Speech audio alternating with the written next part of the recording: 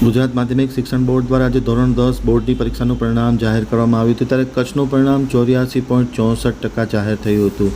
ફરી એક વખત દીકરીઓએ મેદાન માર્યું છે અને A1 કેટેગરીમાં 662 અને A2 કેટેગરીમાં 22,005 વિદ્યાર્થીઓ ઉત્તીર્ણ થયા હતા, એમ જિલ્લા શિક્ષણાધિકારી સંજય પરમારે પરિણામ સંબંધિત વિગતો આપતા જણાવ્યું હતું।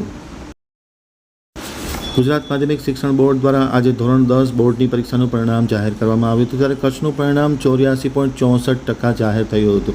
કુલ 21,117 વિદ્યાર્થીઓએ પરીક્ષા આપી હતી, જેમાં A1 કેટેગરીમાં 662 વિદ્યાર્થીઓ ઉત્તીર્ણ થયા હતા, A2 કેટેગરીમાં 22,005 વિદ્યાર્થીઓ ઉત્તીર્ણ થયા હતા, B1 કેટેગરીમાં 3,342, B2 કેટેગરીમાં 4,409, C1 કેટેગરીમાં 4,479 અને C2 કેટેગરીમાં 2,416 વિદ્યાર્થીઓ ઉત્તીર્ણ થયા હતા। Dની કેટેગરીમાં 149, E1 કેટેગરીમાં 2,227 અને E2માં 978 વિદ્યાર્થીઓ ઉત્તીર્ણ થયા હતા। ફરી એક વખત આ વખતે કચ્છમાં વિદ્યાર્થીઓ કરતાં વિદ્યાર્થિનીઓ મેદાન મારી ગઈ છે અને તેમનું પરિણામ ઊંચું આવ્યું છે, એમ સંજય પરમારે આમતક ટીવી સાથેની વિશેષ મુલાકાતમાં માહિતી આપતા જણાવ્યું હતું। અને કચ્છનું પરિણામ 84.67% આ વખતે જાહેર થયું છે।